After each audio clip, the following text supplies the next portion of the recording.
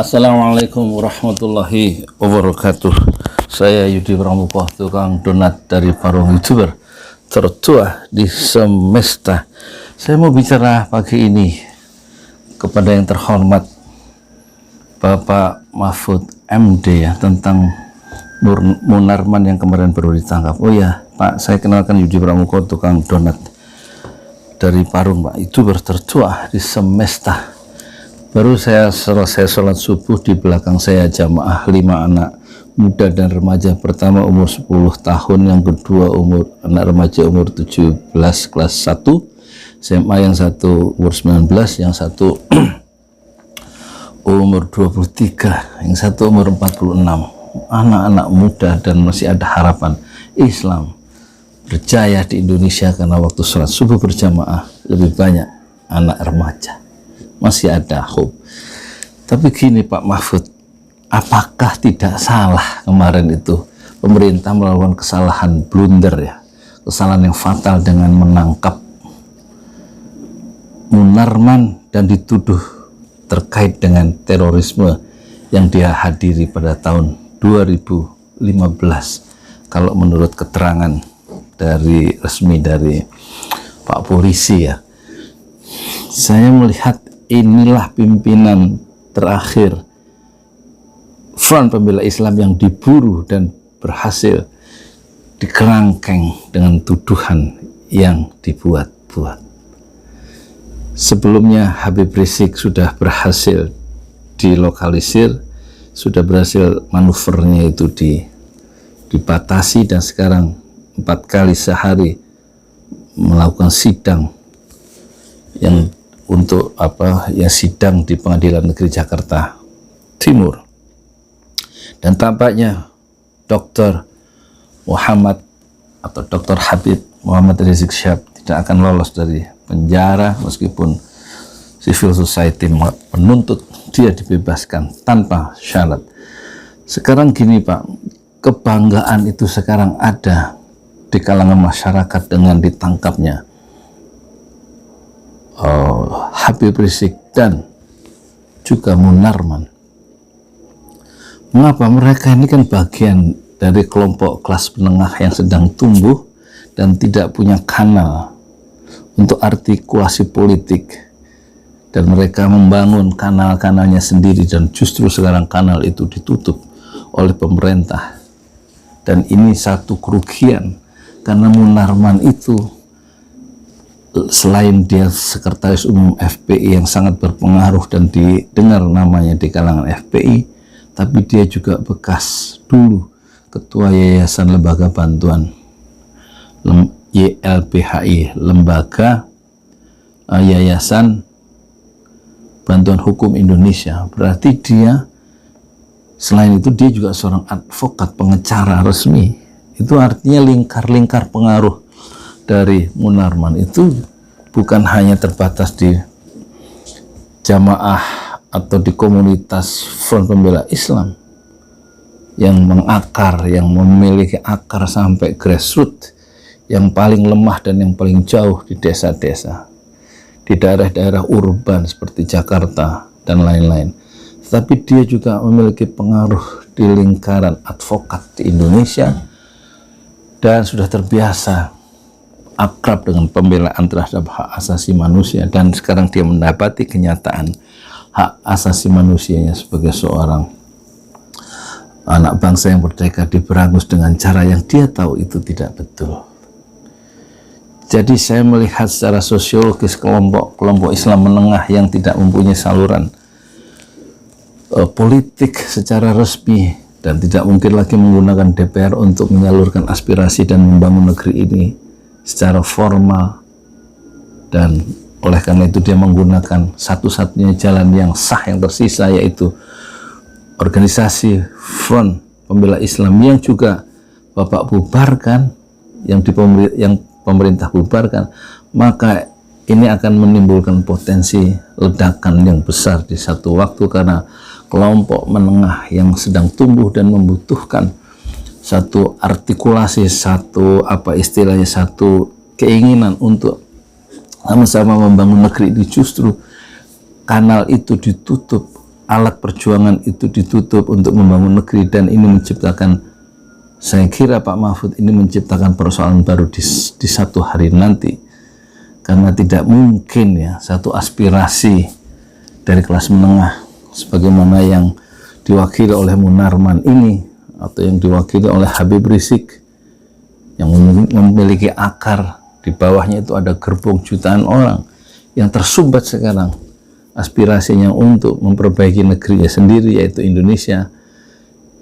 Ini akan menciptakan persoalan baru yang mungkin tidak Bapak sadari atau tidak dianalisa oleh para ahli di lingkungan istana. Dan saya kira ini satu kekeliruan yang dibuat oleh pemerintah dengan tidak memberikan ruang-ruang aspirasi politik Islam. Justru ruang-ruang aspirasi politik Islam itu dihambat, malah dihancurkan, malah dikriminalisasikan. Tampaknya persoalan-persoalan bangsa kita justru bertambah dengan ditangkapnya Munarman. Dia menjadi kebanggaan anak-anak muda. Ditangkapnya Munarman justru membuat ya kelompok-kelompok Islam yang tidak tersalurkan itu, yang menjadi silent majority, itu menjadi memiliki proud terhadap tokoh Front Pembela Islam, apalagi pimpinannya yang utama, patronnya yang utama itu bisa mendapatkan gelar doktor di balik penjara dengan mempertahankan sebuah tesis dalam bahasa Arab lebih dari 1000 halaman yang judulnya kalau tidak salah Manahijut Tamyiz Bainal Usul wal Furu' fil Aqidah wa Syari'ah wal Akhlaq fi ahli sunnah wal jamaah. Satu refleksi intelektual tentang pemikiran keagamaan dalam Islam yang coba dikembangkan oleh Habib Rizik Syihab yang sangat intelektual itu. Dan kita lihat Habib Rizik yang sekarang dikuyok-kuyok oleh pemerintah hanya masalah isu kesehatan, tapi dipidanakan. Dan Habib Rizik sebagaimana Munarman bukanlah orang yang membunuh orang, bukanlah orang yang memakai dan menggelapkan anggaran uang rakyat, bukan orang yang mencuri, tapi dia berjuang karena gelombang aspirasi Islam yang harus mereka bawakan dan mereka perjuangkan di dalam Indonesia Raya kita. Jadi sumbatan-sumbatan yang dibikin oleh pemerintah sendiri ini justru tidak membantu, tidak memberikan solusi, justru membuat amarah dari sebagian besar umat Islam, setidak-tidaknya yang dalam lingkungan silent majority, satu mayoritas yang tidak bisa bersuara. Itu betul-betul membahayakan karena tindakan-tindakan pemerintah sendiri masa mendatang menggumpal kemarahan itu, Pak Mahfud, menurut saya. Kenapa? Aspirasi Islam kelompok menengah yang sudah tercerahkan, dan mereka orang-orang cerdas sebagaimana Habib Rizik dan juga Munarman, mereka adalah well informed, orang yang terpelajar, orang yang bisa memahami persoalan, memiliki peta persoalan bangsa ini, dan kemana seharusnya bangsa ini diarahkan, dan kemana bangsa ini harus diselamatkan, di mana nilai-nilai keadilan itu sekarang diluluh lantakkan oleh kepentingan-kepentingan ekonomi global, kapitalisme global yang mencengkeram Indonesia dengan antek-anteknya ada di dalam lingkungan kita sendiri. Jadi menurut saya, daripada energi dihambur-hamburkan, Pak Mahfud, lebih baik orang-orang yang terpelajar seperti Habib Rizik, seperti Munarman, seperti Syahganda yang dipenjarakan sekarang, Dr. Syahganda, kemudian Jumhur Hidayat yang sudah tidak bisa diragukan ya, keindonesiaannya, Anton Permana, dan lain-lain, suara-suara kritis yang dibungkam di balik jeruji besi hendaknya dikeluarkan sebagai legacy dari pemerintahan ini. Kemudian mari kita sama-sama bicara untuk mengarahkan Indonesia yang sedang di dalam bahaya dengan utang yang begitu luar biasa, utang terbesar dalam sejarah politik Indonesia modern selama 76 tahun. Inilah hutang terbesar, dan inilah satu-satunya masa yang penuh dengan fitnah. Banyak pengajian dibubarkan, ormas dibubarkan, aspirasi diberangus.